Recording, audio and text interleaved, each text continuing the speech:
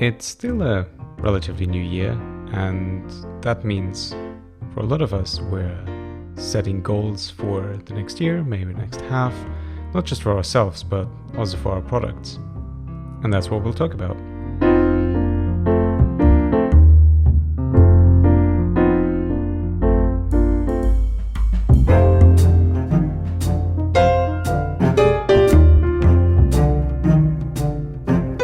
Objectives and key results are a topic that has been talked about a lot, and I'm really excited about because I really believe that if they're done well, OKRs are a key tool for setting your team up for success. They can be incredibly powerful, and I won't go into too much detail right now about just how OKRs work and what they are.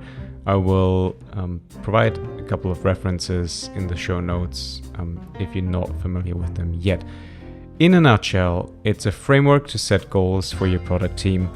They consist of your objectives, which are goals for your product team written down in simple human language, and which are supported by key results, objectively measurable milestones you need to hit to make progress towards your objective. Now, while they're incredibly useful, there are many pitfalls to setting, maintaining, and meeting OKRs. So I wanted to summarize a few lessons that I've learned whilst dealing with them in the past.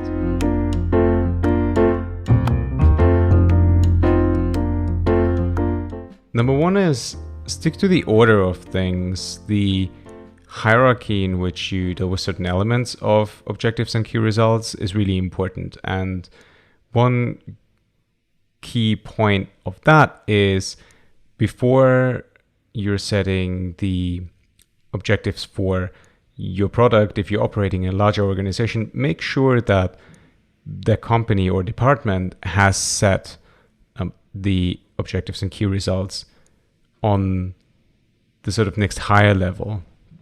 You need that in order to align your team and make sure that conversations don't go off route, but also just to simply make sure that your objectives are actually helping drive your company forward in the way that you and everybody else around you wants.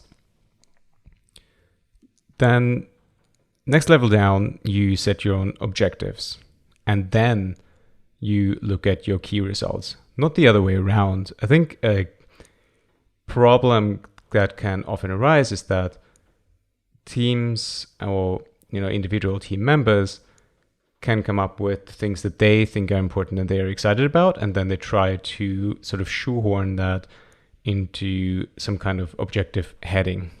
That's not the point of the exercise.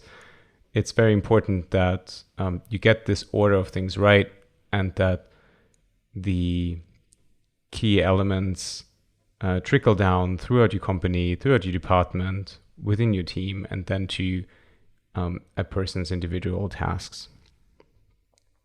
If you don't work in a large organization and you don't have any sort of dependencies on higher levels like that, then make sure that you've done all the pre-work. So that means things like setting your product mission and align everyone on what you're fundamentally trying to achieve.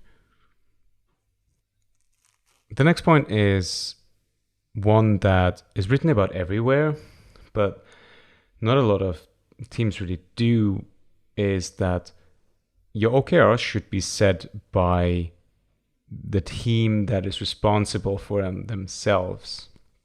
It shouldn't be dictated downwards. That has a couple of reasons. Again, it's covered quite well. It often has to do with making sure that they are actually achievable, that they're realistic, but also just to give the team accountability and a share responsibility. And that goes a far way in making them excited and engaged in actually driving those objectives forward. Something that is superimposed from the top down is often running the risk of feeling like a burden rather than something exciting or aspirational to work towards. So make sure your team sets the OKRs themselves, and specifically all the team leads for the various disciplines. So, for example, that might be the design lead, the tech lead, product manager. On the point of cross-disciplinary ownership, another point is that owners don't have to own the key results that happen to mostly sit in their domain. So what I mean with that is, for example, if you're a software developer, then you can absolutely own a marketing objective if you're in a small team and that's more conducive.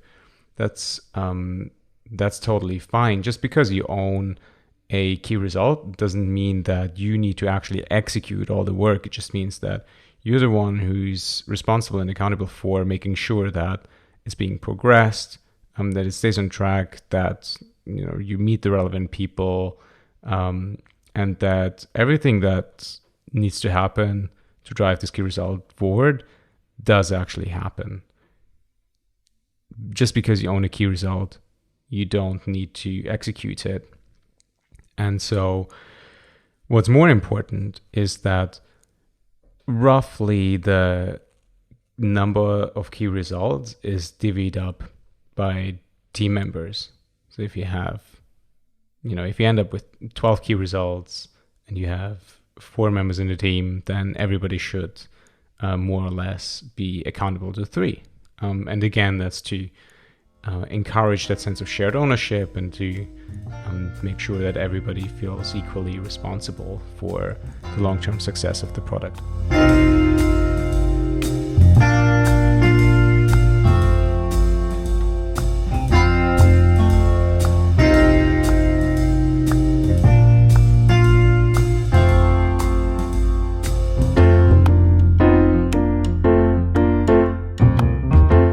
The next point is on kind of semantics.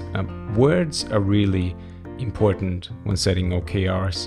You're trying to keep them really simple, and the more simple you're trying to make something, the more work has to go into actually making it simple. Especially when it comes to objectives, make sure they're as understandable as you possibly can.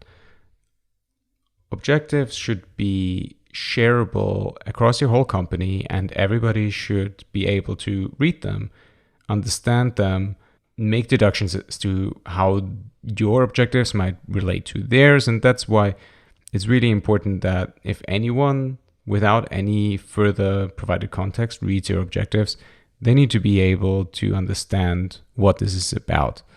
Key results tend to be a little bit more technical, and that's more relevant for the execution side within your team, but the objectives themselves, you need to try and keep them as simple as possible.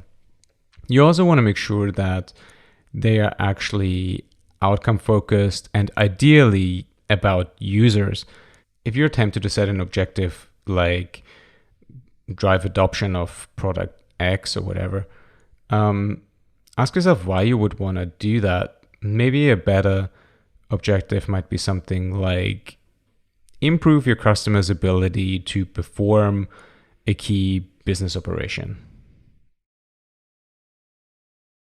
The last really important point is maintain your rituals. One thing that is really common is that various practices are being read about and then maybe adopted or tried out in product teams, and they're just implementing a piece of software or a certain type of Kanban board or whatever it is, and they think that it's actually about the asset. But it's really not. It's equally about the rituals you build around them and making sure that you maintain all those things that you're creating in a way that it becomes part of your team's culture.